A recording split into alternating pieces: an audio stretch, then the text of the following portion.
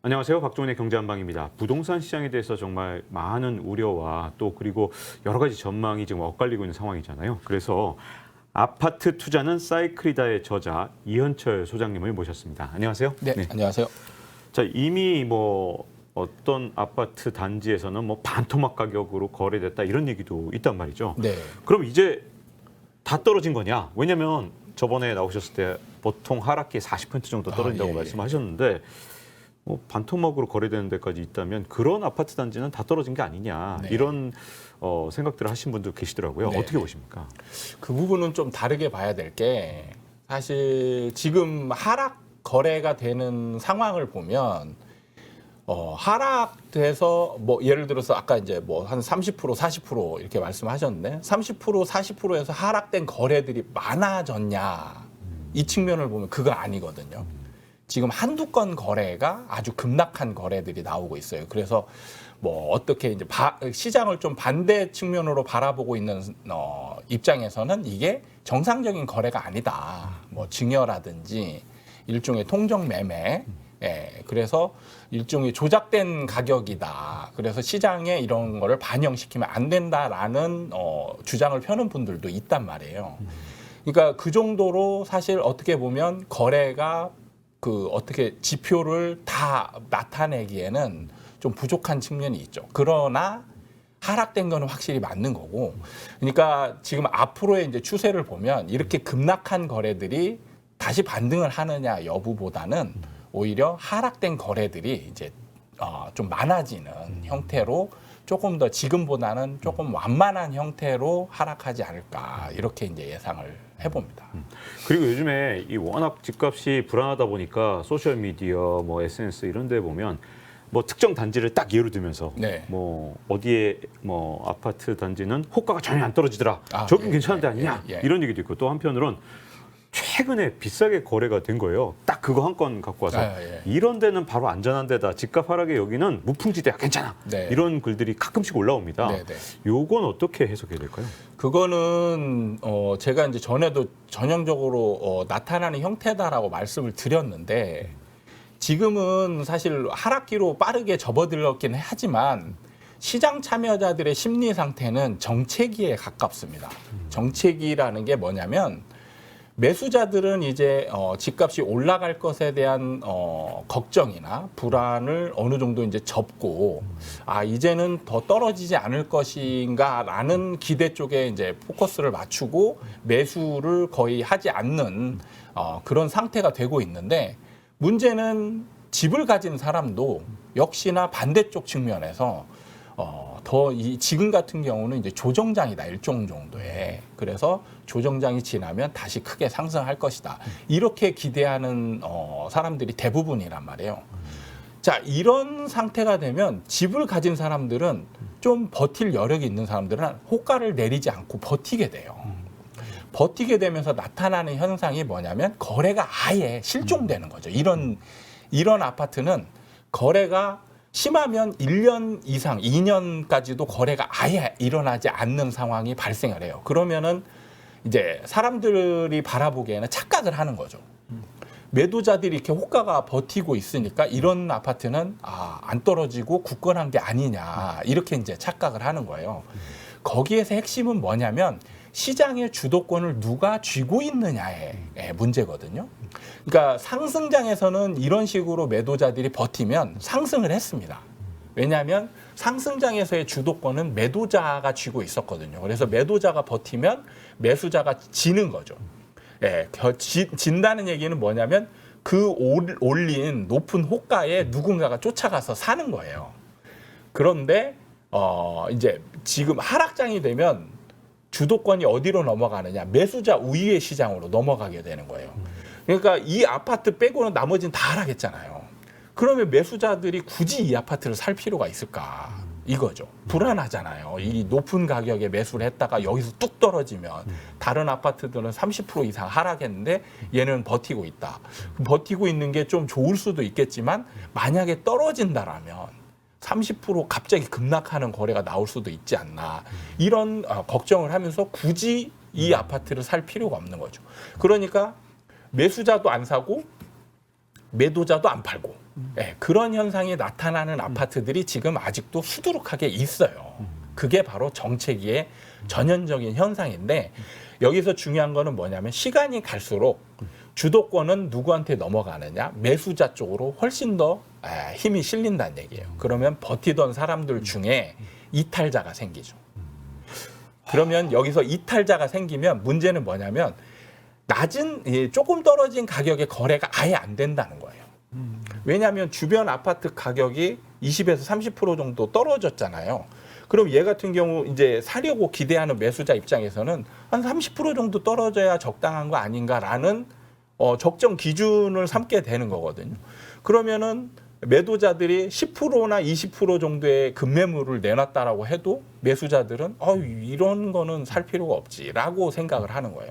그러면 이제 어느 순간에 급한 사람이 30% 정도의 그러니까 주변에 떨어진 가격에 맞게 비슷하게 내놓게 되면 이제 그때 비로소 거래가 나타날 수 있죠. 그러면은 다른 것들은 약간 계단식 하락이 이루어지지만 이런 거 같은 경우는 나중에 한참 지나고 나면 급매의 거래가 생기는 거예요. 오히려 지금 안정적이라고 해서 괜찮은 게 아니라 더 위험한 상황에 처할 수도 있는 거군요. 그렇죠. 예. 자, 그리고 그럼, 이제 아까 두 번째 질문하셨던 신고가 나타나는 상황은 요즘 이제 신고가 나타나는 아파트의 평형대를 보면 대형 평형입니다. 그게 또 왜 그런 거죠? 대형 평형은? 이게 이제 그 제가 전에도 이제 뭐 예언처럼 얘기를 했었는데 다음 사이클에서는 반드시 대형이 인기 좋을 것이다라고 이제 얘기를 그 과정에 있는 겁니다. 그러니까 대형이 신축 아파트들이 이번 사이클 장에서 소형이 엄청 인기 좋았잖아요. 그래서 대형을 거의 신축으로 짓지 않았습니다. 그렇다 보니까 이제 좀 신축 대형 위주로 희소 가치가 굉장히 많이 생겼어요. 그래서 돈 있는 사람들 입장에서는 사실 이런 거 하나 사두고 그냥 버티면 어차피 이런 분들은 투자 개념보다는 약간 실거주 개념이 더 많이 들어가거든요. 대형 평형일수록. 그러면 이런 거 그냥 돈 있는 사람들이 돈 또 최근에 뭐 예를 들어서 코인으로 엄청 많이 벌었다. 그럼 그런 분들이 살만한 게 이제 명성이나 뭐 이런 거를 따져가면서 대형 평형의 펜트하우스 뭐 이런 거를 매수해가지고 그냥 거기서 오래 사는 거죠. 그래서 대형 평형들이 나중에 보면 이제 매물들이 더 적게 나오고 그래서 덜 떨어지게 돼요. 그러면 나중에 이제 하락 사이클을 지나게 되면 나중에 저절로 대형 평형이 올라가는 그런 상황이 벌어지는데 이 하락장으로 접어드는 단계에서 반드시 일어나는 이 변곡 점에서 이제 사람들의 심리가 서서히 변화되는. 그러니까 소형이 지금까지는 소형이 무조건 좋다 해서 소형은 계속 떨어지는데 이제 대형들이 간간히 신고가가 터지면서 덜 떨어지는 그런 상황이 되면 이제 사람들이 처음에는 의아하게 보죠. 근데 이게 이제 잦아지면 익숙해집니다. 익숙해져서 비싸지만 그래도 올라가는 건 이제 대형이야라고 하면서 이제 매수하는 상황으로 연결이 될 가능성이 많은 거죠. 사실 이현철 소장님이 지난번에 저희 프로그램 나오셨을 때 집값 하락은 5년 동안 계속될 것이다. 아마 그때만 해도 설마 하시는 분이 저희 시청자분들 중에도 계셨을 것 같은데 오히려 지금 엄청나게 이제 빠르게 일부 지역에서 거래될 때 그냥 뭐 5억 떨어졌네, 7억 떨어졌네 이래 버리니까 또 한편으로는 혹시 이렇게 엄청나게 하락 속도가 빠르면 그 어느 때보다도 빠르니까 그렇게 5년까지 떨어진 게 아니라 아예 그냥 V자로 떨어지고 또 반등하는 거 아니야? 좀 기간은 좀 짧아지지 않을까 하는 기대도 하시는 분들이 계셨거든요. 어떻게 보십니까, 기간은? 저는 이제 V자의 반등은 나올 수 있다라고 생각을 해요. 근데 그게 상승으로 전환되는 게 아니고 일종의 주식시장에서 얘기하는 데드캣 바운스.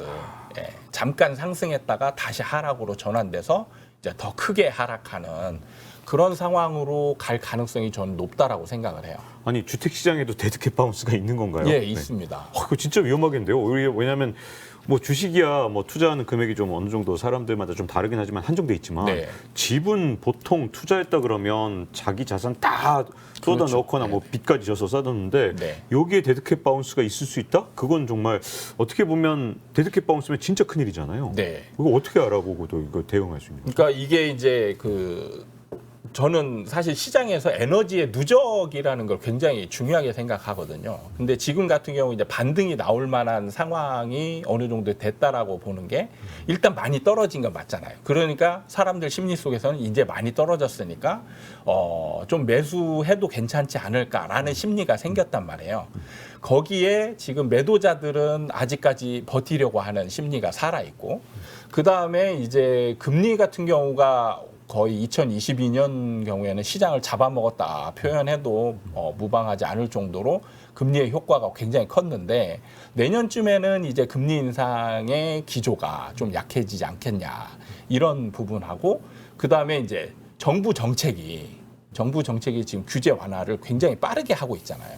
그럼 이런 세 가지 여러 가지 요인들이 지금 한꺼번에 뭔가 이제 이게 뭉쳐서 뭔가 사람들한테 이제 반등, 상승에 대한 기대치가 나오게끔 지금 시장이 어느 정도 에너지가 형성되어 가고 있다라는 거죠. 근데 여기서 중요한 부분은 왜 상승으로 가지 않고 반등으로 그냥 잠깐 반등으로 끝나는 부분이냐. 여기에서 중요한 거는, 여기에서 핵심은 뭐냐면 상승을 이끌어내는 핵심 요소는 뭐냐면 정책이에요. 정책입니다. 정부가 지금 빠르게 시장이 하락하고 있는 부분을 우려해서 규제를 지금 빠르게 풀고 있거든요. 빠르게 풀고 있으면 지금 시장의 참여자들을 옥죄고 있는 굴레가 지금 다 벗어나고 있다라는 거예요. 그러면 이제 자유롭게 되는 거죠. 이런 상황에서 지금 이제 투자자들의 여력이 생기는 거고, 그런데 문제는 뭐냐면 여기서 정부가 규제를 푸는 의도가 중요하거든요. 의도가 이게 정부가 상승을 바라서 규제를 풀어주는 건지, 아니면 하락을 바라지만 경착륙을 우려해서 연착륙을 만들기 위해서 규제를 풀어주고 있는지, 이거는 그동안에 정부가 했던 행동들을 취합해 보면 충분히 유추가 가능한 부분이거든요. 만약에 정부가 상승을 원했다라면 제가 볼 때 정부는 정권 초기부터 규제를 빠르게 한꺼번에 풀지 않았을까 생각이 들어요. 예. 왜냐하면 이제 선거 때 공약으로 문재인 정부의 부동산 정책의 가장 잘못된 부분은 규제를 너무 많이 한 것이다. 그로 인해서 시장을 왜곡시켰고, 그로 인해서 오히려 시장이 폭등이 왔다. 그래서 규제를 풀어줘야만 시장을 안정화시킬 수 있다라고 주장하면서 공약을 걸고 이제 당선이 됐단 말이에요. 그러면 정부 입장에서는 규제를 약속을 지키기 위해서 빠르게 하면 되거든요. 근데 지금 국토부의 규제 완화의 속도라든지 아니면 해제하는 모습들을 보면 사실 조절하고 있는 게 보인단 말이에요. 첫 번째 규제 해제할 때 지방의 규제 지역을 한번 해제하고 경기도의 아주 일부 지역을 해제를 했어요. 그래서 경기도에서 어떤 영향이 나타나는지, 효과가 부작용이 혹시나 있지 않을지 이런 걸 본 다음에 그 다음에 경기도를 풀어줬죠. 그리고 경기도를 풀어주면서도 경기도의 핵심 지역은 안 풀어주고 서울은 다 묶어놨단 말이에요. 그리고 아직까지는 지금 이 규제 지역을 해제하지 않고 있고, 그 다음에 취득세 중과라든지 양도세 중과라든지 이런 부분도 한꺼번에 다 풀어줄 수 있는데, 그것도 지금 양도세 중과도 한시적으로 유예를 하고, 이번 조치에도 유예를 연장하는 쪽으로 이제 정책을 지금 하겠다라고 발표를 했고, 그 다음에 취득세 같은 경우도 중과를 아예 풀어주는 게 아니고 약간 완화하는 정도. 이런 식으로, 그 다음에 지금 분양권이 이제 가구수에 포함되는 규제가 있거든요. 이거는 지금 발표 포함되지 않은 걸로 지금 제가 알고 있습니다. 그러니까 이런 식으로 조절을 하고 있단 말이죠. 그거는 뭐냐? 정부가 상승을 바라는 건 아니다. 이거죠.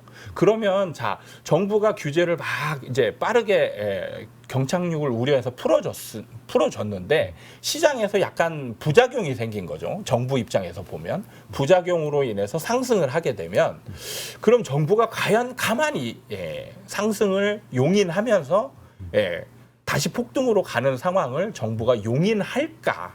이 부분이 첫 번째고요.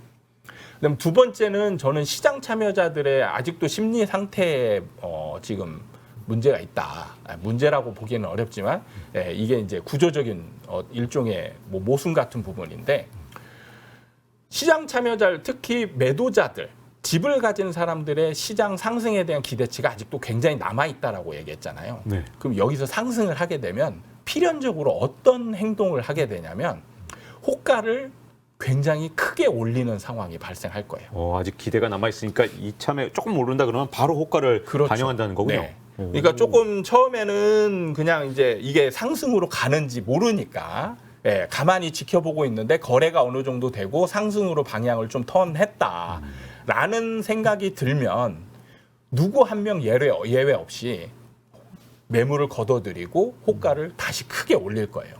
이 행위가 사실은 독이 되는 겁니다.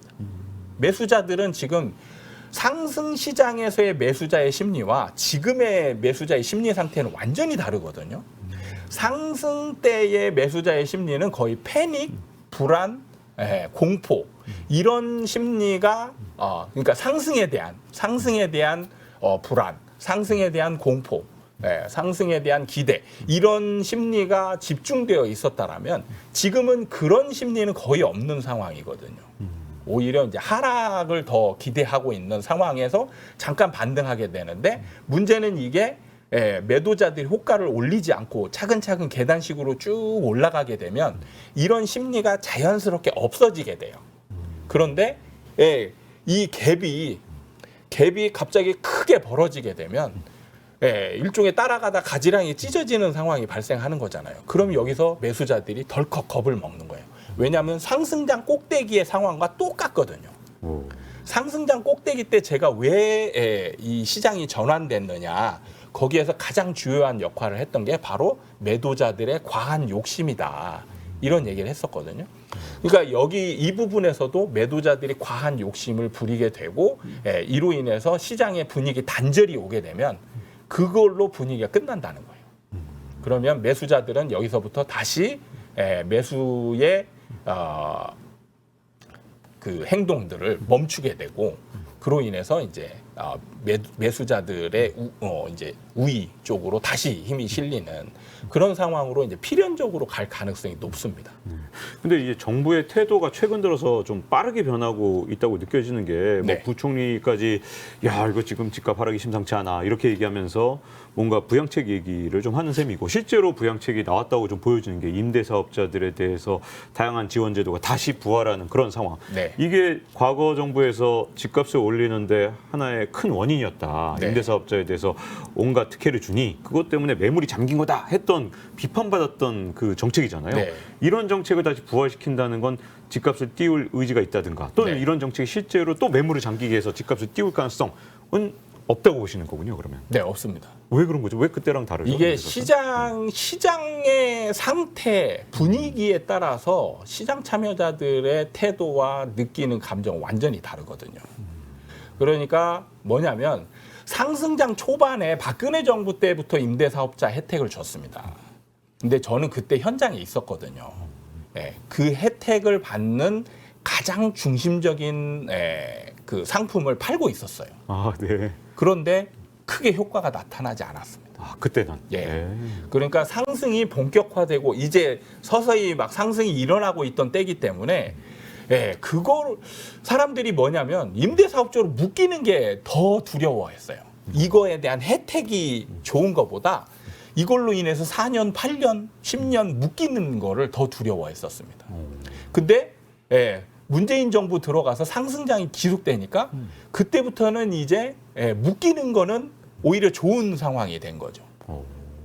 그래서 이제 혜택이 부각되는 상황이 됐는데 지금 같은 경우는 이제 혜택보다는 묶이는 게 더 두려운 상황이 될 수 있어요. 네.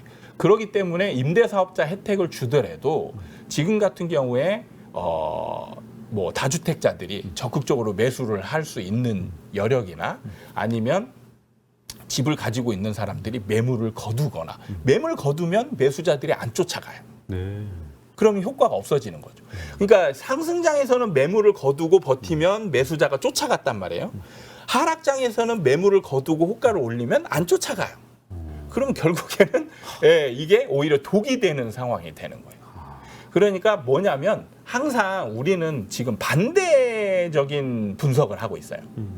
어떤 요인이 생기면 이 요인으로 인해서 시장을 변화시킬까 이런 분석을 하거든요.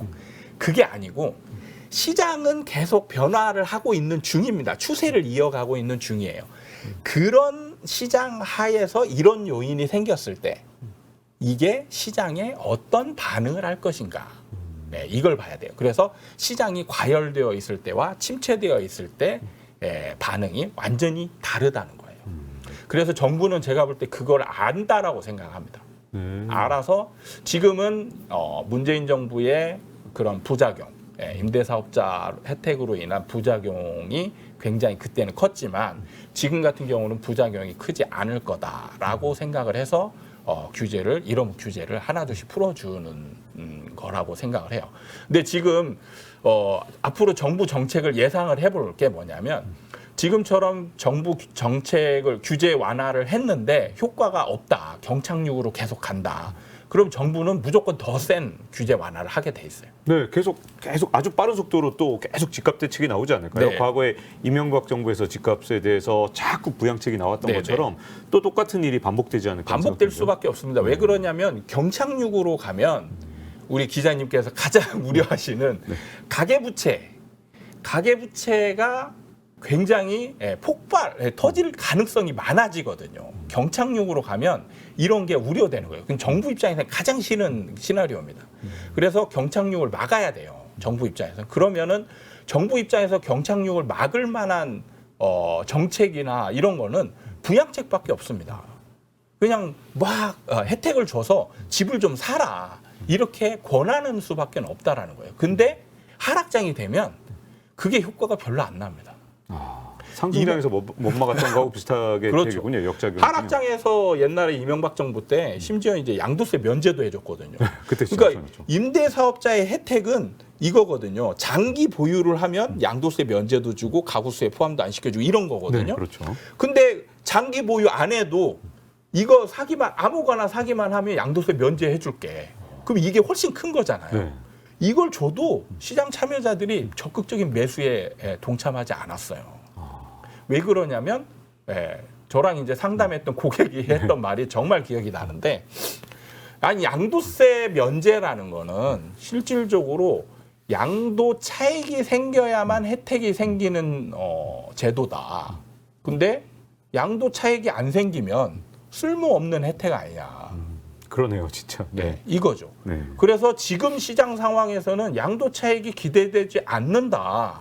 그렇기 때문에 나는 네가 얘기하는 이 물건을 사지 않을 것이다. 이렇게 얘기하고 갔단 말이에요. 네. 그러니까 그게 맞는 말이죠. 양도 차익이 기대되지 않으면 아무리 부양책을 세금 혜택을 주고 대출을 깎아주고 해봤자 사실 양도 차익이 기대되지 않으면 굳이 집을 매수할 필요가 없다라는 거죠. 그렇군요. 근데 또 한 가지 제가 지금 말씀을 드리면서 걱정이 딱 든 게 뭐냐면 네. 정부에서 날이면 날마다 더 강력한 부양책을 내놓게 지금 현재로서는 가능성이 높아진 네, 거잖아요. 네, 네. 그러면 지금 집을 안 사고 좀 기다리다 보면 정부에서는 이래도 집값 안 올라 저래도 집값 안 올라 이러다 보면 네.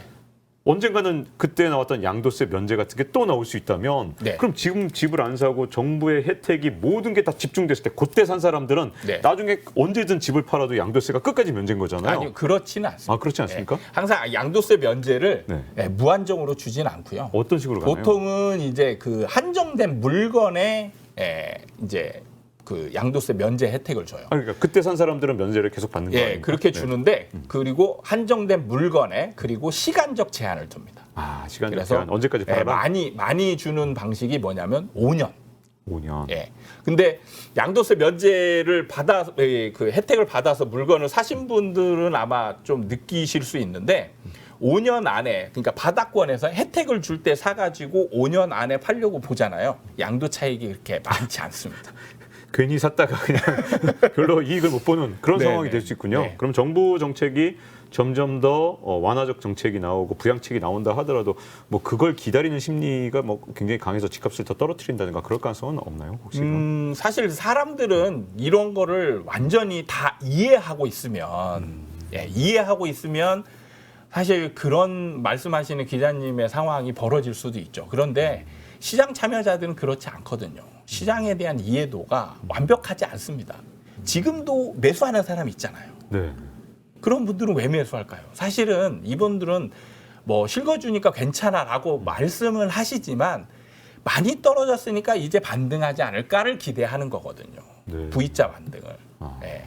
그래서 이런 분들이 이제 일찍 들어가서 매수했다가 안 오르면 그리고 더 떨어지면 그때 이제 또 손절을 하면서 파는 사람들도 많거든요.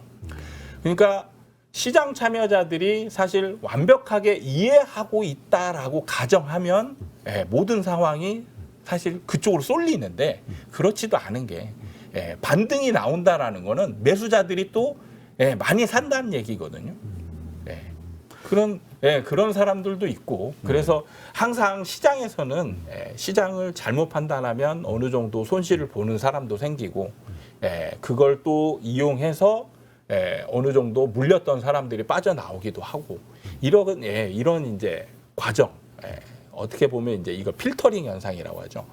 필터링이 되면서 이제 서서히 나중에 상승 국면으로 전환되는 그런 상황으로 이어지게 됩니다. 그러면 내년, 뭐 내후년 이렇게 5년 동안 집값이 계속해서 하락하는 네. 그런 상황까지 우리가 걱정해야 되는, 지금 집값이 더 빠질 수 있는 그런 우려를 해야 되는 상황이 여전한 겁니까? 네, 더 빠질 수는 있는데 중간에 한 번 정도쯤은 이게 언제인지는 정확하게 예측하기 어렵습니다. 왜냐하면 시장 참여자들의 어떻게 열기 뭐 이런 것들이 언제 갑자기 튀어나오는 거는 예상하기가 어렵거든요. 전체적인 방향이 쏠리는 거는 충분히 예상하기 쉽지만 중간에 갑자기 튀어나오는 건 예상하기 어렵습니다. 근데 내년쯤이나 뭐 아니면 내후년쯤이라도 반등은 한 번 정도 있을 구간이 생기는데 그렇게 겪고 이제 다시 하락하는 쪽으로 필연적으로 갈 가능성이 많은 거죠. 그렇게 해서 보면은 이제 제일 중요한 게 전세가율이에요. 전세가율이 어느 정도 옛날 최고치에 이를 정도까지 가게 되면 그게 5년 정도 걸려요. 중간에 반등이 있으면 이제 필연적으로 한 5년 정도 가는 거고요. 만약에라도 반등이 없게 된다. 그러면 약간 좀 짧아질 수는 있겠죠. 네. 자, 이렇게 과연 집값이 앞으로 어떻게 될지 전망뿐만 아니라 정부에서 내놓고 있는 부양책이 집값에 대해서 어떤 변화를 미치게 될지까지 좀 알아봤습니다. 자, 지금 아파트 투자는 사이클이다의 저자 이현철 소장님과 함께 말씀을 나누고 있는데요. 자, 이제 최근에 시장의 변화를 보면서 와, 진짜 시장 이거 진짜 큰일 났네 이런 생각을 하시는 분들도 있지만 네. 야, 지금이 살 때 아니야. 남들이 다 지금 오히려 지금 이제 완전히 얼어붙었으니까 지금 집을 사면 네. 오히려 쌀 때 사는 거 아니냐. 지금 할인이다, 할인. 이렇게 말씀하시는 분들이 아직도 여전히 SNS나 뭐 소셜미디어나 심지어 유튜브에도 굉장히 많습니다. 네. 이 견해에 대해서 어떻게 보십니까? 저는 이 부분에 조금 우려를 표명하는데요. 이때 이제 많이 이제 등장하는 얘기가 실거주는 괜찮다. 네. 실거주니까 오히려 주거 안정을 꾀하면서 버티면 된다. 이런 얘기를 하는데 우리나라 전세 제도에 대한 이해도가 좀 떨어진다라고 생각을 합니다. 자, 이 거의 모든 상품은요. 임대로 가게 되면 사실 소유한 사람보다 더 손해입니다. 예를 들어 자동차를 렌트한다. 자동차를 렌트하고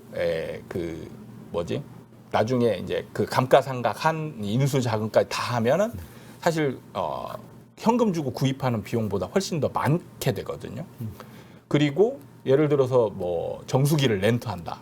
5년 정도 렌트하면 거의 사는 가격이 빠지거든요. 그러니까 거의 모든 상품은 임대를 하게 되면 오히려 자가로 소유하고 있는 사람보다 더 손실이 생기는 기간이 있거든요. 그래서 대부분이 이제 어느 정도 그 보유 기간을 정하게 되는데 우리나라 전세를 살펴보면 월등하게 임대가 유리합니다. 월등하게. 월등하게. 네. 월등합니다. 그래서 세계에 전세라는 상품이 존재할 수 없는 이유예요. 집값이 오르지 않으면 임대인은 사실 무조건 손해입니다. 임대를 놓으면. 그러니까 대부분의 그 상품들은 소유를 한 다음에 임대를 놓으면 여기서 수익이 생기니까 임대를 놓는 거예요. 그런데 전세는 유일하게 집값이 올라가지 않으면 무조건 손해 보는 제도예요. 예를 들면 10억짜리 아파트가 있으면 지금 전세가가 얼마 정도죠? 6억 정도 되잖아요. 네. 여기서 임대인이 얻어가는 수익은 뭐가 있습니까? 그러니까요. 이게 아무것도 없단 말이에요. 네. 그냥 6억 받았다가 나갈 때 고스란히 6억을 줘야 돼요. 그렇죠. 은행 이자라지만 사실은 그건 다른 나라에서 예. 뭐 다달이 월세 받는 거하고는 비교가 안 될 비교가 안 정도로 되죠. 훨씬 낮은 그럼요. 수준이니까. 당연하죠. 그렇기 때문에 전세라는 상품은 거주만 생각한다면 매매와 자가와 임대를 생각해 특히 전세를 생각하면 전세가 월등하게 유리합니다. 월등하게. 그렇기 때문에 하락장이 되면 사람들이 이제 저절로 경험을 통해서 이게 자가가 오히려 위험하구나 라는 걸 깨닫게 되고 집을 더 안 사게 되는 거예요. 그러니까 우리가 하락장에서 우리나라가 특히 집을 더 안 사는 원인을 사람들이 모르는 이유가 뭐냐면 전세와 이 임대차 간의 관계의 특성에 대해서 잘 이해를 못하고 있는 거예요. 전세가 월등하게 유리하기 때문에 집값이 올라가지 않거나 떨어지는 상황에서는 전세가 월등하게 유리하기 때문에 실거주는 괜찮다. 이게 틀린 명제가 되는 거예요. 지금 우리나라에만 있는 이 전세 때문에 그러지 않아도 만약에 집값이 떨어지면 더 큰 일이야라고 주장하시는 분들의 말씀을 들어보면 이제 우리나라의 가계 대출, 뭐 금융권에서 받은 돈도 진짜 어마어마해서 보통 이제 통계 나올 때마다 조금씩 다르긴 하지만 전 세계 1등에서 한 4등 사이 왔다 갔다 하더라고요.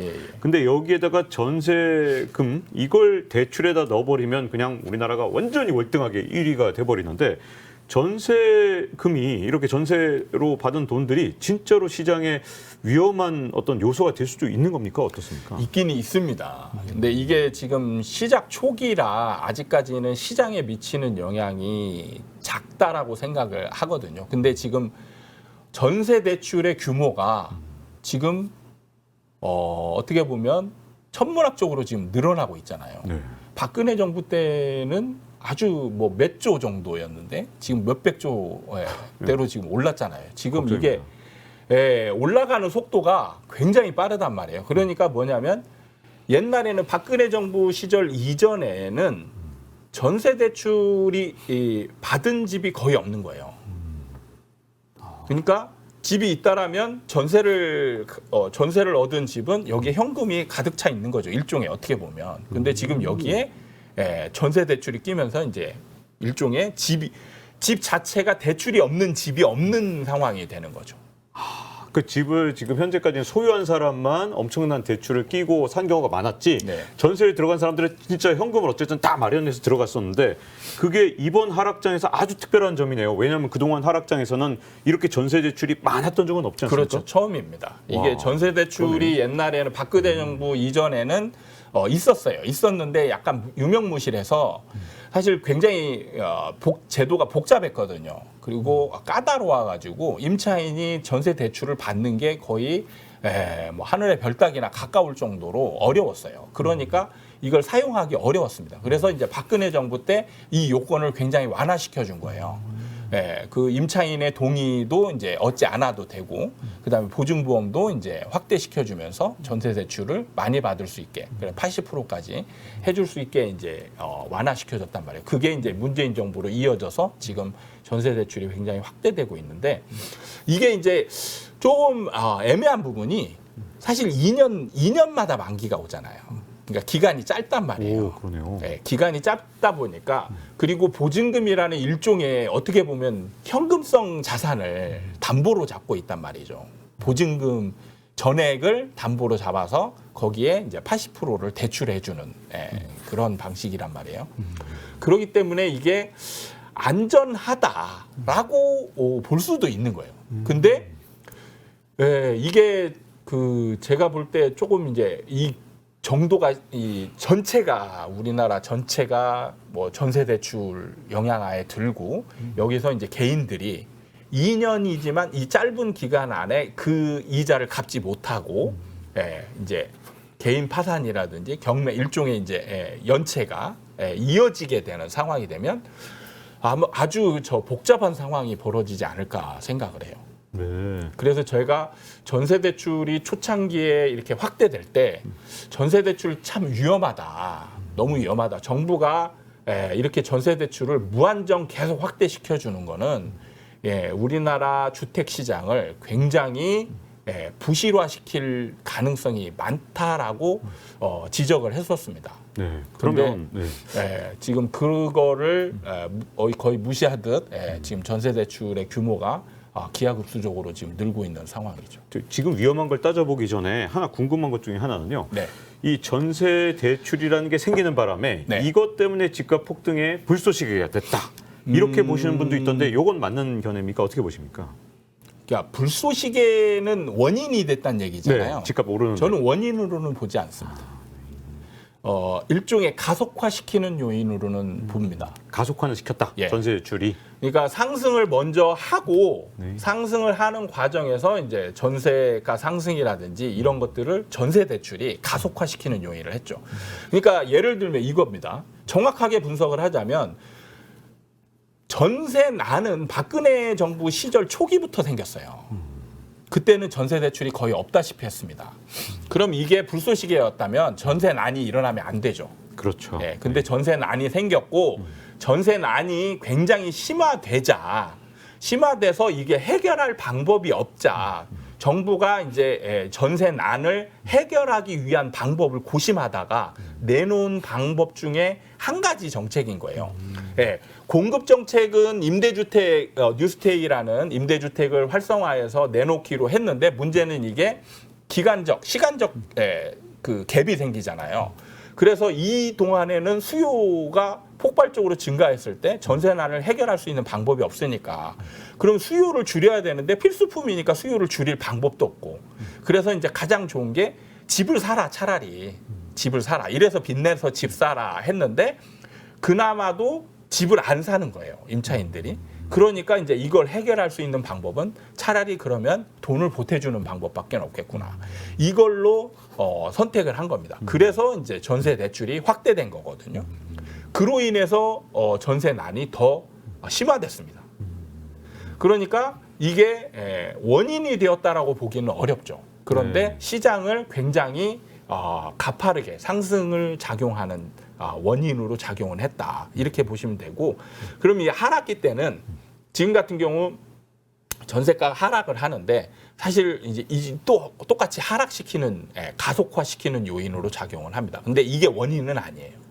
근데 이 전세값이 하락하고 집값이 하락하고 이게 왜 전세 대출하고 맞물리면서 어떤 부분에서 가장 위험한 부분이 작동되는 건가요? 지금 임대인들 그러니까 처음에는 뭐냐면 우리나라 이 임대차 시장의 구조를 좀 이해하면 좋은데 전세 시장이 있고 월세 시장이 있습니다. 다른 나라에는 없는 전세가 있음으로 인해서 임대차 시장도 둘로 구분이 될 수 있어요. 그런데 임차인 입장에서 지금 금리 인상을 가정하지 않고 그냥 안정적인 상황이라면 임차인 입장에서 어떤 게 선호될까요? 당연히 임차인 전세를 그렇죠. 얻어야 되는 거 아닙니까? 전세가 월등하게 좋거든요. 네. 월세는 전세 대출 이자보다는 훨씬 더 많이 나가게 되니까 손실이 적은 전세를 선택하게 되거든요. 그렇게 되면 뭐가 생기냐면 수요가 전세 쪽으로 똑같은 임차인이 있더라도 그래서 제가 예를 많이 드는 게 임대 물건 100개가 있어요. 그리고 임차인이 100명이 있습니다. 이렇게 물어보면 아마 자 이때 가격은 어떻게 될까요? 그럼 별로 변화가 없어야 되나요? 변화가 없어야 된다라고 얘기를 하시죠. 근데 네. 여기에서 시장 구조로 우리나라 시장 구조로 들어가면 무조건 올라가게 됩니다. 왜 그렇죠? 왜 그러냐면 전세와 월세로 나누게 되거든요. 그런데 월세는 어떤 역할을 하느냐? 이 전세가를 떨어뜨리는 역할을 거의 못해요. 약간 종속적인 느낌이 납니다. 시장에서. 그래서 100명의 임차인이 50개의 전세 물건으로 몰리게 돼요. 그럼 수요와 공급이 아예 어긋나 있는 거잖아요. 그러니까 전세가는 올라가게 돼요. 전세가가 올라가게 되면 월세가도 전세가에 비율적으로 맞춰져서 월세도 올라가는 상황이 발생을 합니다. 이때 월세 물건이 혹시라도 더 많아져서 50대 100이 된다. 50개. 그래서 임대 물건이 150개가 되고 임차인은 100명. 그래도 전세가 올라가요. 왜냐하면 월세 100개가 전세가를 떨어뜨리는 역할을 거의 하지 못합니다. 그러니까 종속적인 개념으로 이해를 하시면 돼요. 원래 이런 시장 구조를 가지고 있는데 문제는 지금 금리가 급등을 하면서 급등을 한 게 문제거든요. 금리가 올라가는 게 문제가 아니고 급등을 한 게 문제예요. 왜냐하면 2년 안에 월세가 2년 안에 재계약이 되잖아요. 그럼 2년 재계약이 되기 전에 빠르게 전세 이자가 올라가 버리니까 순간적으로 전세 이자가 월세보다 비싼 상황이 벌어지는 거예요. 그러니까 임차인들이 전세를 선택하는 게 아니고 오히려 월세 쪽으로 가는 거죠. 그럼 원래는 전세 쪽으로 쏠림 현상이 생겨서 전세가를 올렸는데 지금은 전세에서 월세 쪽으로 오히려 쏠림 현상이 생기면서 전세에 임차인을 구하기가 어려운 상황이 된 거죠. 그로 인해서 지금 갑자기 임대인들이 지금 임차인을 구해야 되는데 임차인이 없는 상황이 발생하는 거예요. 그러니까 지금 임대인이 이제 급해지니까 가격을 내릴 수밖에 없고 이로 인해서 이제 전세가가 떨어지는 원인 중에 한 가지로 작용합니다. 사실 이게 주요 원인은 또 아니에요. 전세가 떨어지는 원인은 한 3가지 정도로 잡을 수가 있는데 여러 가지 이유가 있군요. 전세가 떨어지는 거. 그러니까 모든 요인이 한 가지만 작용해서 그게 다 변하는 건 아닙니다. 항상 뭉쳤을 때 그게 강하게 이제 표출이 되는 거거든요. 첫 번째가 이제 지금 월세로 선호되는 그런 현상이 있고 두 번째는 뭐냐면 임차인 수가 줄었어요. 아니 근데 갑자기 인구가 확 주는 것도 아닌데 저도 참 궁금했던 것 중에 하나가 전세값이 갑자기 급락을 하기 시작하니까 아니 그동안은 집을 못 구해서 임차인들이 그렇게 고통을 받았는데 갑자기 뭐 인구가 사라졌으니까 도대체 왜 이렇게 된 겁니까? 그게 바로 심리의 효과입니다. 그러니까 상승장에서는 일종의 공실 투자도 있었어요. 아니 전세인데 왜 공실 투자를? 그러니까 투자자들이 갭 투자를 하잖아요. 네네. 갭 투자를 한다는 건 뭐냐면 매수를 한 다음에 전세를 맞춰서 전세금을 받아서 잔금을 치르는 거거든요. 그게 이제 갭 투자의 전형적인 방법인데 상승장에서는 공실 투자가 나타난 게 뭐냐면 매수를 한 다음에 전세가를 최고로 높여놔요. 호가를 높이면 임차인이 안 구해지잖아요. 안 구해집니다. 근데 버텨요. 그리고 돈이 어느 정도 있으니까 잔금을 먼저 그냥 치러버립니다. 그런 의미에서 공실 투자가 전세가를 그렇죠. 전세가를 최고로 높게 받기 위해서 버티는 거예요. 그게 상승장에서는 이루어집니다. 그래서 실제로 가보면 공실인 집들이 굉장히 많았어요. 근데 눈에 안 보였던 거죠. 안 보여서 상승장에서는 이걸 버틸 수 있었는데 하락장으로 가면서 이게 느닷없이 이 사람들이 패닉 상태가 되는 거죠. 전세가를 높게 받기 위해서 공실로 버티면서 이자도 내고 막 하면서 버텼는데 이게 매매가 떨어지고 전세가 떨어지면서 이 공실 투자를 유지할 수 있는 힘 자체가 없어진 거죠. 그러니까 버텨왔던 매물들이 원래 이제 만기 되면 한 3개월 전부터 이제 매물 3개월에서 4개월 전부터 매물로 나오잖아요. 근데 그런 것들이 안 나오다가 갑자기 지금 쏠림 현상이 생겨서 느닷없이 많이 쏟아져 나오는 거죠. 이렇게 전세값도 떨어지고 집값도 떨어지는 상황이 계속된다면 전세 대출에서 뭐가 문제가 생겨서 이게 금융 시스템까지 문제가 될까 봐 이게 약간 우려스러운 측면들이 좀 생기거든요. 가장 우려되는 거는 뭐냐면 전세 대출을 받은 사람이 사실 이자를 갚지 못하는 상황이 이제 벌어져야 위험한 거지 사실 대출이 많다라고 해서 위험한 건 아니거든요. 근데 지금 문제는 전세 대출을 받은 사람들이 이 돈 이제 여윳돈이 생기는 거죠. 그럼 이 여윳돈을 어디에다 쓰느냐? 저는 이 부분을 아마 국가에서 아니면 통계기관에서 주요 깊게 이제 이걸 테크트리를 타서 살펴봐야 되지 않나. 이게 저는 제일 중요하다라고 생각을 해요. 그러니까 가장 제가 우려했던 부분이 코로나 이전부터 자영업이 굉장히 이제 부실화되고 있었거든요. 그러니까 코로나 때 이제 자영업이 거의 무너지다시피 했죠. 사드 보복부터 시작돼서부터 계속 자영업이 고통받고 코로나 때 더욱더 타격을 받았죠. 근데 문제는 전세 대출을 받은 사람들이 대부분 사업자 쪽으로 이 자금을 활용을 많이 했어요. 그러니까 전세 대출을 받아서 이걸 여윳돈이 생기면 이걸 가지고 창업을 한다든지 아니면 사업을 하다가 뭐 좀 막히는 부분이 있으면 돈이 필요한 부분에 있어서 이걸로 돌리기를 한다든지 이런 식으로 사용을 했단 말이죠. 근데 이게 이제 이 사업이 부실화되면 이제 갚을 수 있는 능력이 안 되는 거죠. 그러면 이제 빠르게 부실화될 수 있는 상황으로 가는 거예요. 근데 지금 같은 경우에는 이런 게 이제 일종의 개인의 어떤 이제 문제일 수 있는데 이게 이제 많아지면 그리고 이게 일반화되면 이제는 이제 구조적인 문제로 갈 수 있는 상황으로 확대되지 않나 이렇게 생각이 듭니다. 네. 이제 전세값 하락 그리고 여기에 전세 대출 문제까지 해서 좀 자세히 알아봤고요. 자, 지금 이 아파트 투자는 사이클이다의 저자 이현철 소장님과 함께 말씀을 나누고 있는데요.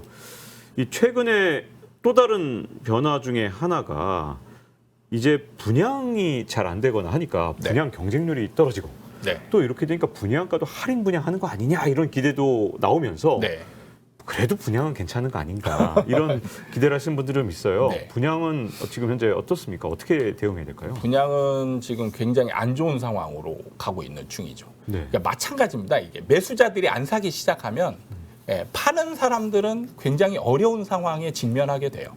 그래서 시장도 매매 시장도 둘로 구분을 할 수가 있는데 분양 시장과 일반 매매 시장이죠. 그러니까 일반 매매 시장에서는 공급자 역할을 하는 게 똑같은 우리 수요자들. 그러니까 집을 샀던 사람이 이제 집을 팔려고 내놓으면 이게 공급자 역할을 하는 거고 분양 시장에서는 건설사들이 이제 공급자 역할을 하는데 분양 시장에서 공급자 건설사들은 사실 시장 상황에 따라서 이렇게 탄력적으로 분양을 조절하기가 어렵거든요. 사업이라는 게 굉장히 긴 프로젝트다 보니까 이미 사업을 결정하게 되면 하락장으로 돌변해도 그 전에 계획했던 것들을 그냥 눈물을 머금고 추진해야 될 경우들이 굉장히 많아요. 근데 지금이 이제 딱 그런 상황이라고 생각하거든요. 지금 같은 경우가 이제 분양가는 생각보다 높다라는 느낌이 날 정도의 상황이 이제 되었어요. 그게 일반 시장에서 가격이 상승하는 상황이면 가격이 높아도 처음에는 높다라는 느낌이 났지만 시간이 지나면 얘가 싼 느낌이 나거든요. 그래서 미분양이 처음엔 나도 해소가 됐는데 하락장이 되면 문제는 얘는 분양가는 고정되어 있잖아요. 근데 주변 아파트 가격은 계속 떨어지고 있죠. 떨어지게 되면 이제 분양가가 시간이 갈수록 더 비싼 물건이 되는 겁니다. 그러니까 시간이 갈수록 더 비싼 물건이 된다는 게 이제 핵심인 거죠. 그렇게 되면 매수자 입장에서는 이 분양을 받아서 시세 차익을 노려야 되는데 시세 차익이 아예 안 생기거나 아니면 손해 볼 수 있는 상황으로 가기 때문에 이제 분양을 받는 게 예전처럼 아주 합리적인 그리고 효과적인 투자 방법이 될 수가 없는 거예요. 그러니까 청약 이제 대기자들이 높은 점수를 가지고도 이제 청약에 참여를 안 하는 거죠. 근데 이제 또 이런 측면도 우리나라는 걱정해야 되는 건지 아닌지가 좀 궁금해지는 게요. 중국이 우리나라보다 먼저 집값이 떨어졌더니 거기서 일어난 일은 이렇게 어려움을 겪는 건설사들이 공사를 계속할 만한 돈을 못 구해서 이 공사가 중단되는 경우도 있었거든요. 우리나라 구조도 그럴 수 있는 건지 아니면 그건 중국의 일인지 이게 이제 분양을 이제 노리시는 분들 입장에서는 내 집은 제때 이렇게 잘 지어지는 건가? 이런 부분도 우리가 점검해야 됩니까? 어떻습니까? 충분히 가능성이 있습니다. 우리도 중국하고 비슷한 구조가 있나요? 네, 맞습니다. 왜냐하면 선분양 구조이기 때문에 그리고 우리나라는 재무 구조가 탄탄하지 않아요. 건설사들이 뭐 일군 기업도 제가 겪은 바로는 미분양이 좀 많이 나게 되잖아요. 휘청휘청합니다. 실제로 2008년 이후에 하락하는 단계에서 일군 기업들이 부도가 많이 났어요. 뭐 벽산 건설도 일종의 일군 기업이었죠. 벽산이라는 대기업 하에 있었던 거기도 부도가 났고 신동아 건설 뭐 이런 데들이 부도가 났고 그러니까 중견 기업들은 그냥 부도 나는 게 거의 일반적일 수밖에 없는 그런 상황이었어요. 그리고 제가 듣기로는 자이도 위험했었다. 이런 얘기도 나왔었고 결국엔 두산건설도 부도가 났잖아요. 그렇죠. 그러니까 일군 기업도 우리나라 구조하에서는 안전하지 않은데 중견 기업 같은 경우는 제가 이렇게 현장에서 보면 건설사들이 굉장히 빠르게 성장을 해요. 그러니까 시행 한 번 잘하면 그냥 확 올라섭니다. 아니 그 부분 때문에 아니 그렇게 부동산 경기 좋을 때 돈 그렇게 많이 벌었으면서 네. 왜 이거 잠깐 집값 좀 떨어졌다고 뭐 벌써 어렵다는 얘기가 나오냐 이런 댓글들을 네, 저도 네, 본 적이 네, 있거든요. 네, 네. 그게 이해가 안 가는 거죠. 그동안 그러니까 벌어둔 돈 저도 없나? 사실 제가 건설사에 이 근무를 해서 정확하게 알 수 있는 구조는 아니지만 충분히 예상할 수 있는 게 돈을 벌었으면 건설사가 예를 들면 이거죠. 한 현장을 성공을 해서 이제 돈이 쌓였습니다. 그러면 그 다음 현장에서 남은 돈 가지고 여유 있게 투자하면은 사실 좋죠.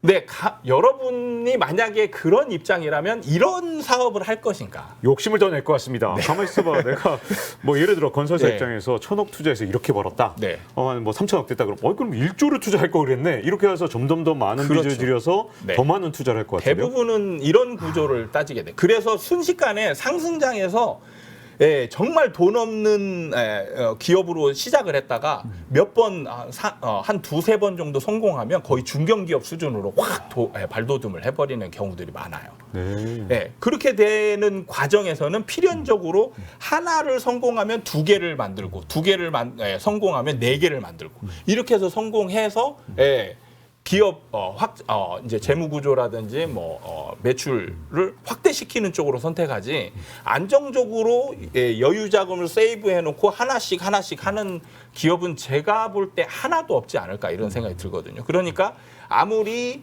수익이 낮더라도 이 건설사들은 돈이 남은 상태가 아니라는 거죠. 효율성을 따져보면 남은 돈을 남겨놓는 건 사업자 입장에서 아주 바보 같은 짓인 거죠. 그렇죠. 돈을 벌 게 뻔한 상황인데 이걸 돈을 남겨둬서 이걸 썩히는다. 이거는 사업가의 자질이 아닌 거죠. 근데 문제는 이제 이분들이 변곡점을 모른다는 거예요. 그렇군요. 변곡점을 알면 적절하게 대응을 하겠죠. 이제 어느 정도 이 침체가 예상이 된다. 그럼 우리가 이제 사업을 줄여야 되겠다. 이렇게 이제 대응을 할 텐데 그렇지 않은 거죠. 그래서 제가 사이클을 강조하는 부분이 지금까지 사이클에 대한 이론이 거의 없었어요. 그러니까 사이클에 대한 대응이라는 거는 있을 수가 없는 거죠. 네. 건설사도 마찬가지입니다. 건설사도 사이클을 몰라요. 모르니까 하락장이 되더라도 그냥 조정기 때 그때 뭐 미분양은 상승장에도 미분양이 났었어. 실제로 났었거든요. 이런 상황일 수 있는 거야. 이렇게 가면서 계속 사업을 진행을 하는 거죠. 근데 이제 분양을 대할 때 이제 이런 얘기들이 있잖아요. 아무리 뭐 집값이 사이클이 있어도 저기는 호재가 장난이 아니게 많아. 저기는 뭐 GTX도 들어서 뭐 지하철도 들어서 뭐 주변에 상가도 들어서 병원도 있어. 뭐 이런 식으로 저기는 투자해도 돼. 저기는 분양을 받아도 돼. 이렇게 분양에 대해서 이 지역은 달라. 이런 게 더 먼저입니까? 아니면 사이클이 먼저입니까? 사이클이 먼저죠. 왜냐하면 이렇게 생각하시면 됩니다. 제가 옛날에 무덤이 주변에 있는 아파트를 팔았었어요. 그거 좀 잘 안 팔렸을 것 같아요. 처음에 잘 안 팔렸습니다. 그래서 이걸 분양하는 분양 상담사들도 이 현장을 굉장히 기피했어요. 왜? 무덤이 있으니까. 근데 제가 이거를 어떻게 이거를 극복을 했느냐. 반전이 있군요. 네. 극복을 할 수 있는 게 뭐냐면 가격이 중요한 거죠. 무덤이 있는 상태에서 예를 들면 이 아파트가 만약에 평당 1,000만 원이다. 근데 무덤이 있어서 가격을 좀 떨어뜨렸어요. 뭐 500만 원. 그러면 어떨까요? 그건 또 다른 부분이잖아요. 뭐 싼데 뭐. 그러니까 이거를 지금 사람들이 간과하고 있는 거예요. 자리가 좋다. 그러면 그 시기에 가장 그 가격대가 형성이 되어 있는 겁니다. 그러니까 호재가 있으면 호재가 있는 상태의 가격대가 형성이 됐어요. 그런 다음에 여기서 이제 더 이상의 호재가 작용하지 않고 이제 하락을 하게 되면 이때부터는 이제 조금 굉장히 그 기대를 부풀렸던 여러 가지 작용들이 이제 약간의 악재로 작용을 하게 돼요. 예를 들면 GTX 신호선 같은 경우 이제 할 때 인도건이 난리가 났었잖아요. 그럼 지금 인도건이 신호선은 계속 진행되고 있고 호재도 여전한데 가격이 지금 뚝 떨어졌단 말이죠. 그러니까 호재가 여전히 있는데도 불구하고 가격이 떨어져요. 근데 여기서 이제 어떤 얘기들이 나오냐면 신호선이 이제 기간이 연장된다더라. 뭐 이런 뉴스들 하나 나오면 이게 엄청난 악재로 작용하는 거죠.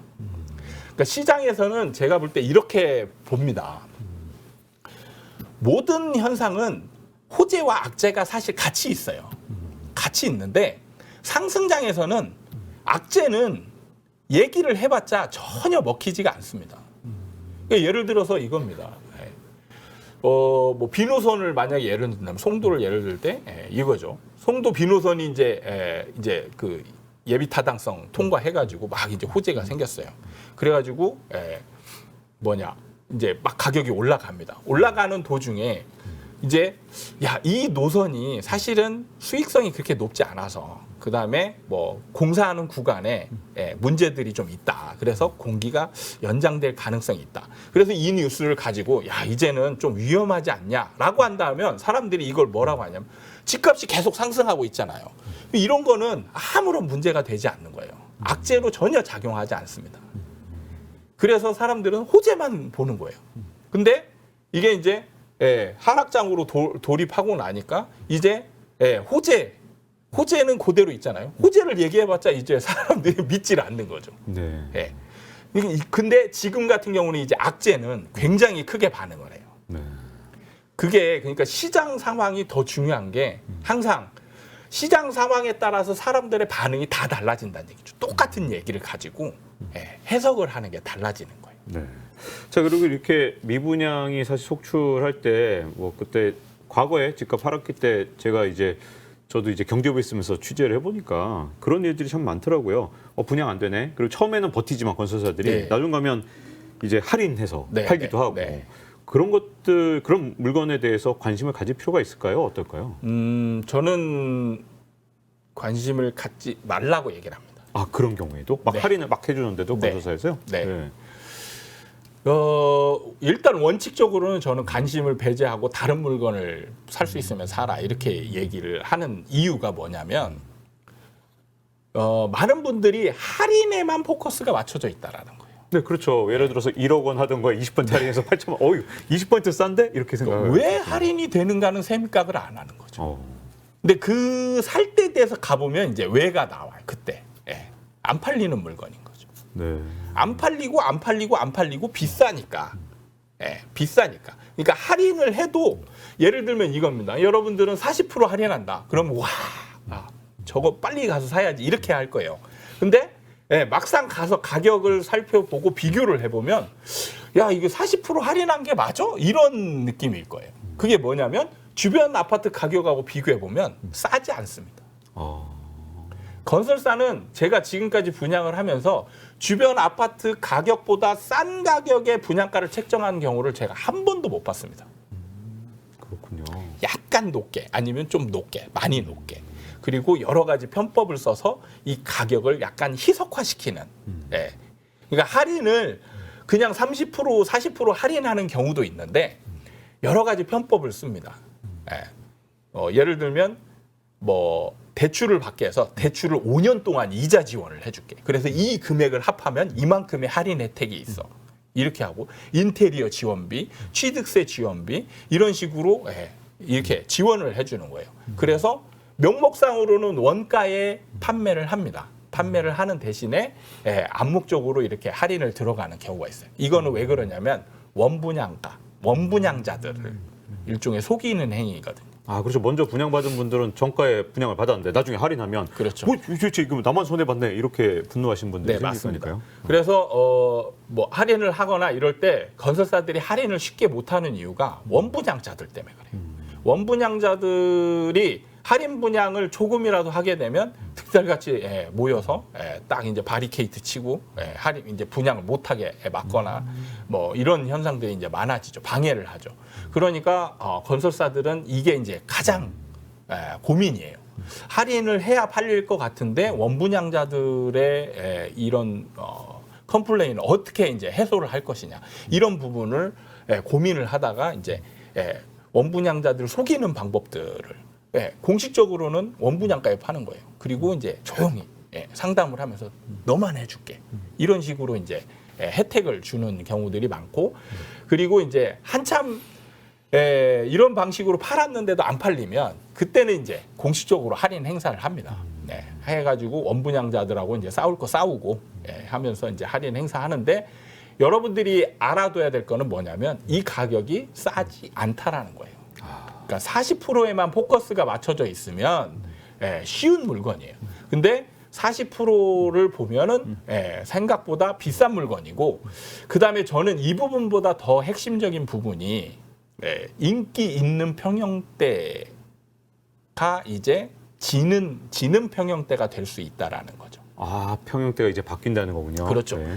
그러니까 제가 예상을 해보면 미분양이 많이 이제 앞으로 미분양이 누적되는 평형대는 어떤 평형대일까? 소형 평형대, 네, 너무 소형 많이 들어서. 평형대입니다. 네. 소형 평형대가 미분양이 이제 엄청 늘어날 거예요.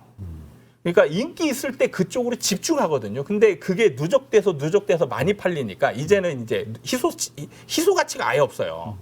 오히려 이제 지금은 시장 참여자들은 모르지만 초과 공급 상태입니다. 근데 가수요가 생겼기 때문에 그걸 소화하니까 모르는 거예요.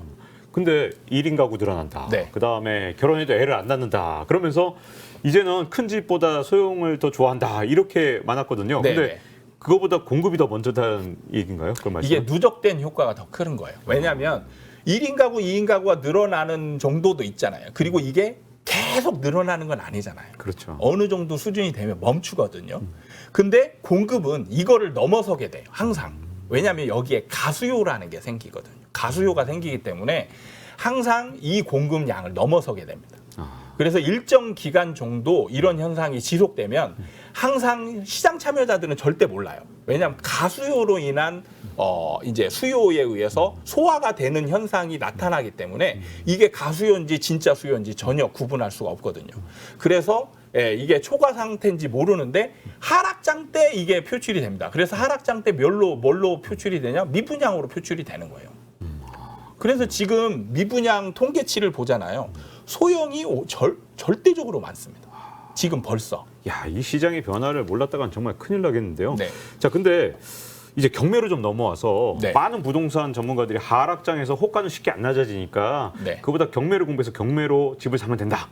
이렇게 말씀하신 경우가 되게 많거든요. 네, 네. 자, 경매는 앞으로 그럼 좀 유효합니까? 경매로 집 사는 거? 사실 경매로만 보면 사실 좋은 투자 상품이긴 투자 방법이긴 맞아요. 맞는데 저는 여기서 효율성을 좀 따져봐야 되지 않나 이런 생각이 들거든요. 예를 들면 경매 하나를 얻기 위해서 10명이 참가를 합니다. 그러면 10분의 1이죠. 네. 여기서 1등만 당첨되고 나머지 9명은 들러리거든요. 그렇죠. 이분들은 아무런 혜택을 얻을 수 있는 게 아니고 오히려 이분들은 시간 낭비, 돈 낭비거든요. 근데 자, 여기서 100명이 입찰을 해요. 그러면 이제 1%죠. 1%. 그 100대 1이잖아요. 그러면 99명이 이제 들러리를 쓰는 거죠. 그다음에 1000명이 입찰을 해요. 그렇죠. 근데 지금 항상 우리는 이 구조로 가고 있는 거예요. 제가 가장 이제 유튜브를 보면서 걱정하는 부분이 바로 이겁니다. 그러니까 유튜브가 어떤 이제 그 유망한 직종이나 뭐 이런 거, 뭐 엔잡 이런 거 막 나오잖아요. 그럼 누가 이런 걸로 돈을 벌었다. 이렇게 막 이제 막 이렇게 인터뷰하고 홍보하고 다니고 그러면은 일반인들이 그 업종에 막 뛰어들죠. 공부해가지고 뛰어듭니다. 그럼 이 사람들이 다 이 사람처럼 성공하느냐? 거기에 90% 이상이 다 망하는 거죠. 왜 망하는지를 알아야 되는데 그 사람들이 그걸 모르는 거예요. 이런 거는 딱 일정 정도 파이만 성공할 수 있는 구조를 가지고 있는 겁니다. 경매는 무조건 1등만 성공하는 거고 나머지는 다 실패하는 거예요. 그러면 경매 공부를 많이 하면 할수록 이 내가 실패하는 쪽에 설 확률이 훨씬 더 많아지는 거죠. 그러겠네요. 시장 참여자들이 많아지면. 그래서 제가 실제로 시장에서 이 경매하는 사람들을 많이 봤는데 얻은 게 없어요. 그러니까 옛날 고수들은 네. 물건을 이제 볼 줄 아는 눈이 생겨서 많은 경험을 통해서 시행착오를 거쳐서 옛날 경매 고수들은 이런 걸 정말 잘합니다. 근데 지금 들어간 사람들이 그 사람들하고 똑같은 행동을 할 거라고 착각을 하면서 공부를 하는 거예요. 이 경매도 결국은 한계가 많군요. 이 하락장에서 그렇게 쉬운 방법은 내 집 마련하려는 그런 분들이라면 이게 좀 그러니까 수월한 저는 건 아니다. 일반인들 같은 경우는 이걸 중점적으로 핵심적으로 봤으면 좋겠어요. 뭐냐면 경쟁률. 그러니까 어느 한 사람, 어느 일부분만 혜택을 보는 방법. 이거는 일반인들 입장에서는 선도적인 사람이라면 할 만한 거죠. 근데 일반인들 입장에서 누구나 나까지 내가 관심 없었는데 나한테 기회가 왔다. 이런 사람은 늦었다라고 생각하시면 돼요. 그래서 효율성 면에서 엄청 떨어진다. 근데 제가 사이클을 강조하는 이유가 뭐냐면 사이클은 배우면 경쟁자가 필요 없습니다. 왜냐하면 널려 있거든요. 내가 공부만 하면 언제든지 내가 사고자 하는 가격에 사고자 하는 돈으로 충분히 뭔가를 할 수 있거든요. 효율적인 면에서 완전히 차이가 나는 거예요. 그래서 경매가 굉장히 좋은 투자 방법임에도 불구하고 제가 경매를 말리는 가장 큰 원인 중에 하나가 효율성이 너무 떨어진다. 그리고 옛날 고수들이 다 잡고 있는 시장이다. 네, 알겠습니다. 자, 이렇게 분양과 경매로 과연 집을 마련한 건 어떤 영향을 미칠까에 대해서 좀 집중적으로 알아봤고요. 자, 지금 아파트 투자는 사이클이다의 저자 이현철 소장님을 모시고 말씀을 듣고 있는데요. 근데 아마 많은 분들이 도대체 집이 언제까지 떨어질 거냐. 이제는 아마 그쪽으로 많은 분들이 생각이 넘어가셨을 것 같아요. 과연 집값 폭락이 멈춰지는 신호 같은 건 도대체 무엇이고 언제쯤 나타날 것이냐. 이런 궁금함이 있으실 것 같은데요. 먼저 이 질문부터 드리고 싶습니다. 이현철 소장님이 항상 강조하시는 집값 5년 정도 떨어진다. 근데 5년 뒤에는 진짜 괜찮은 겁니까? 왜냐하면 이번에 정말 다르잖아요. 인구가 이번에는 진짜로 줄어든다. 그것도 이렇게 가파르게 줄어드는 나라는 전 세계 우리나라밖에 없는데 진짜 5년 뒤에는 그래도 반등의 희망이 있는 것인가? 이 부분부터 짚어보고 한번 지나가시면 저는 있다라고 생각합니다.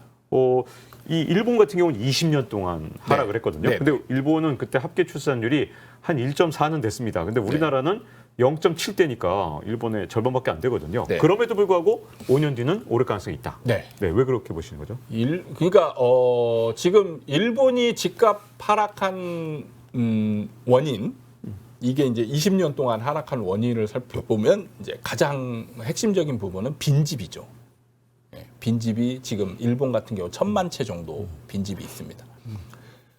그럼 과연 이게 인구 감소로 인해서 1,000만 채의 빈집이 생겼는지부터 검증을 해야 되는데 그 검증은 제가 아무도 하는 걸 본 적이 없어요.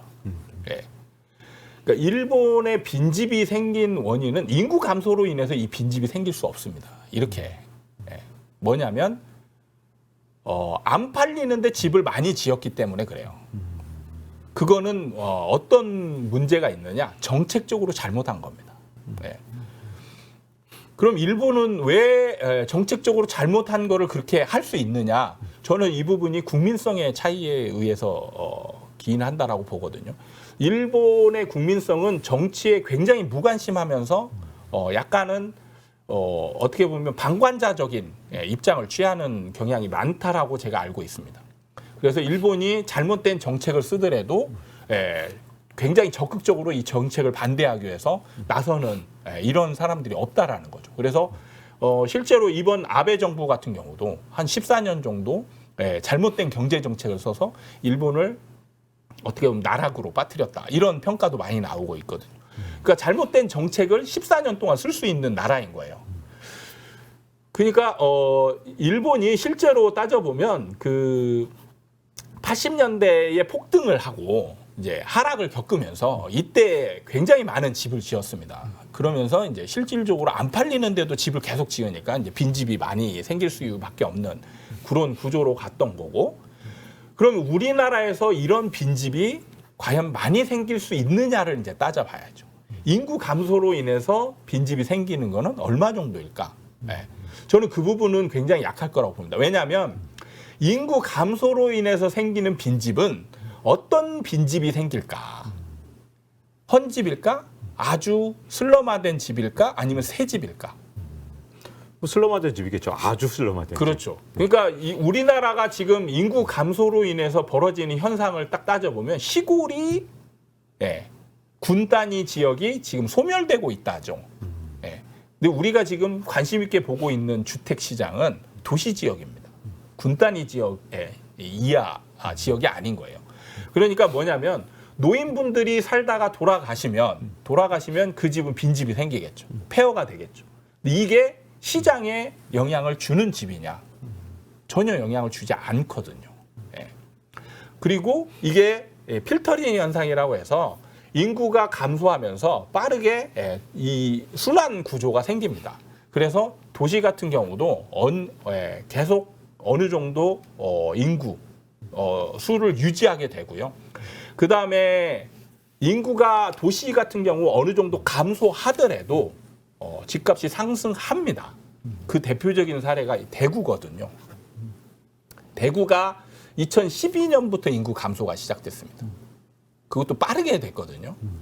근데 이 대구 같은 경우 2010년부터 가격이 올라서 20년까지 가격이 올랐어요. 인구가 하락하고 있는데 가격은 상승하는, 그것도 그랬었죠. 폭등하는 상황이었습니다. 그러니까 인구 감소가 곧 집값 하락을 의미하는 게 아니라는 거죠. 그래서 사실 핵심적인 부분은 뭐냐면 새 집이 빈집이 생기느냐, 헌집이 빈집이 생기느냐, 이걸로 구분을 해보면 돼, 간단하게. 그래서 인구 감소로 인해서 생기는 빈집은 헌집이에요.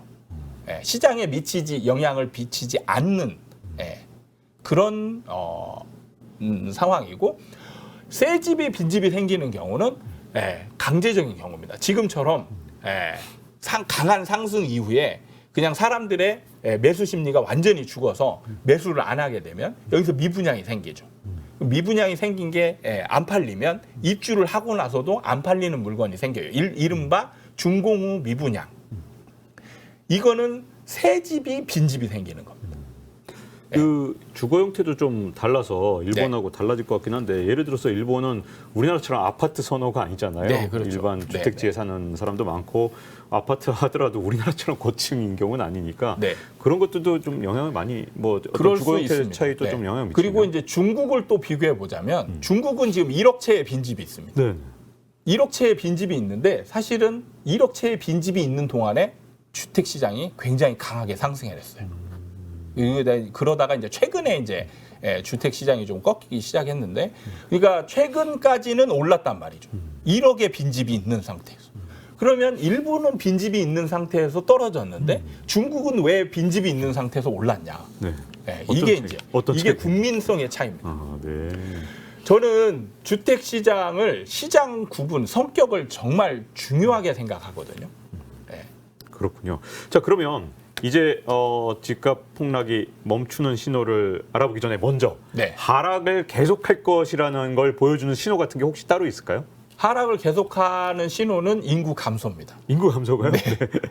이게 이제 아이러니한 얘기인데, 저는 이걸 인구도 2차 요인으로 보거든요. 2차 요인의 특징이 시장과 방향이 같으면 큰 힘을 내고 시장과 방향이 다르면 거의 힘을 못 내는 거예요. 그러면 하락장이 이제 예를 들어서 내년쯤이면 금리 인상이 멈춘다는 얘기가 많잖아요. 어쨌든 하반기쯤 되면. 그러면 이제 금리로 인해서 집값 하락한다는 얘기는 좀 어느 정도 사그라들 거 아닙니까? 네. 그러면 이때 집이 계속 하락하고 있다라면 그럼 어떤 원인으로 이제 사람들이 얘기를 할까? 이때 강하게 대두될 만한 게 바로 제가 볼 때 인구 감소입니다. 많은 언론이나 이런 데서 야, 인구 때문에 지금 집값 떨어진다 이런 얘기들이 좀 나올 것이다. 그렇죠. 그러면은 이거는 방향이 같은 거예요. 인구 감소는 하락 요인이고 시장도 하락하고 있고, 그럼 여기에 반박을 할 만한 사람이 아무도 없습니다. 그러면은 이거가 대세가 되는 거죠. 지금 금리가 대세가 되는 것처럼 인구 감소가 하락의 대세 요인으로 작용을 하는 거예요. 그렇지만 시장이 자동으로 선회를 하게 됩니다. 자동으로 선회. 네. 자, 여기서부터 이제 궁금해집니다. 그러면 이제 한 5년 정도는 하락할 것이다라고 내다보신 상태에서 뭐 5년쯤 그때도 이제 5년이라고 딱 말씀하신 건 아니고 네. 5년쯤이라고 하셨죠. 근데 그러니까 5년 정도 네. 하락하고 네. 이제 정체기 그렇죠. 1, 정체기. 2년. 네. 네. 그래서 그 정체기가 끝나고 이제 정말 상승하는 그런 신호 네. 이런 것들이 어떤 식으로 우리가 파악을 하면 될까요? 그게 제일 중요한 게 바로 우리나라에만 있는 전세입니다. 전세가 시장을 자동으로 매매 시장을 상승으로 전환시키게 돼요. 네. 그래서 상승으로 전환시키게 되면 인구 감소에도 불구하고 이제 사람들이 매수를 하게 됩니다. 근데 매수를 할 때 사람들이 한 사람만 매수하는 게 아니죠. 한 사람이 그러니까 1대1 구조가 아니라는 거예요. 수요가. 한 사람이 만약에 두 채, 세 채 살 수도 있고. 그러니까 수요가 폭발적으로 증가한다는 얘기죠.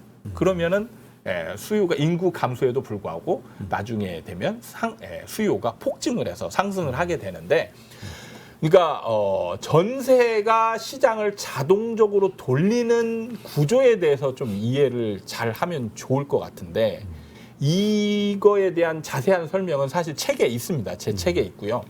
간단하게 설명드리자면 전세가 나중에 매매를 밀어 올리게 돼요. 밀어 올리게 됩니다. 그래서 매매 시장은 침체되어서 사람들이 아마 그때도 집을 안 사려고 할 거예요.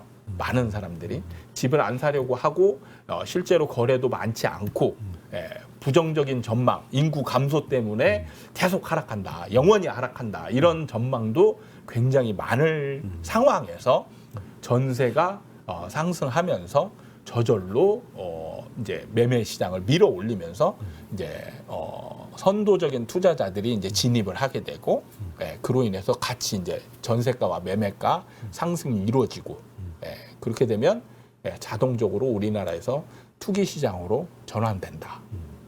전세가 오르는 가장 큰 원인은 그러면 네. 뭐 일단 가구 수나 이런 거는 뭐 20년대 중후반이 되면 더 이상 안 늘어난다니까. 네. 그러면 그동안 많이 안 짓고 새 아파트도 공급이 안 되고 이런 과정에서 공급이 부족해서 전세값부터 올리고 이렇게 집값 올라가고 이런 메커니즘일까요? 어떤 걸까요? 일단 제가 아까도 아까 시장 임대 시장 구조에 대해서 제가 말씀을 드렸잖아요. 네. 월세랑 전세랑 그렇죠. 같이 해서. 이 시장 구조 때문에 무조건 오르게 돼 있어요. 우리나라 전세 시장은. 그러니까 안정 시장이면 전세는 무조건 올라가는 구조를 가지고 있습니다. 왜냐하면 월세와 전세로 나눠지잖아요. 그 수요자는 항상 전세를 선택하게 됩니다. 그러니까 수요자가 오히려 전세 쪽으로 몰리게 되죠. 그러니까 인구가 줄더라도 수요가 더 많은 거예요. 전세 수요가. 네. 그래서 항상 전세가 올라가는 구조가 되는데 하락장 때 이 구조가 심화됩니다. 하락장 때 심화되는 이유가 뭐냐면 공급 부분에서 보면 이제 투자자들이 집을 잘 안 사잖아요. 그럼 추가 공급이 이루어지지 않습니다. 잘 일어나지 않죠. 그리고 여기서 뭐냐면 기존 투자자들이 월세 전환을 시도해요.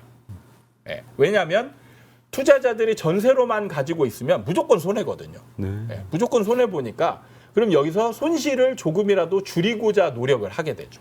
그러면 가능한 여기서 팔지 못하더라도 수익을 줄일 수 있는 손실을 줄일 수 있는 방법이 바로 월세 전환인 겁니다. 그래서 월세 전환을 해서 월세로 맞추게 되면 그렇게 되면 이제 월세를 받아서 그 대출을 받은 이자를 내고 조금 남게 되니까 그걸로 인해서 손실폭을 줄이게 되는 거죠. 그러면은 임대차 시장에서 전세 공급이 줄어들고 월세 공급이 늘어나게 됩니다. 근데 아까도 제가 말씀드렸다시피 월세가 늘어나도 전세 하락 요인으로 작용하지 않는다라고 말씀을 드렸어요. 그렇군요. 그래서 전세가 줄어들게 되고 그다음에 임차인이 이제 늘어나게 돼요. 임차인이 늘어난다는 건 뭐냐면 자가였던 사람들이 이제 버티지 못하고 자가를 중간에 파는 시도를 많이 하게 됩니다. 파는 시도를 할 때 뭐냐면 자 여기서 팔고 넘어오면 1대1 동등한 거 아니냐. 여기서 문제는 시간차들이 존재한다는 거예요. 뭐냐면 팔려고 하는 사람은 자기 집을 매물로 내놓잖아요. 근데 임대로 매물은 내놓지 않거든요. 매매 매물로만 내놓습니다. 그리고 이 사람은 이제 집을 알아보러 다녀야 돼요. 전세 수요자가 되는 거죠. 그렇기 때문에 수요자가 늘어나고 이때는 이 물건 내가 가지고 있던 이 사람의 집은 전세 공급으로 전혀 역할을 못하는 거예요. 근데 이 공간적 시간차가 생기는 부분이 누적되면 이런 것들이 그 수요자가 늘어나는 이제 효과를 내게 되죠. 그래서 일정 정도 5년 이상 하락하게 되면 이제 임대차 시장에서 수요자는 월등하게 많아지고 공급은 적어지는, 그래서 이른바 전세난이 발생하는 상황이 저절로 갖춰집니다. 자, 그러면 시간적 여유는 있겠네요. 왜냐하면 전세값이 먼저 들썩거릴 때 집값은 바로 오르는 게 아니라 조금 뭐 안정돼 있는 상태에서 전세값이 월등히 올라야 그 다음에 이제 집값이 오르니까요.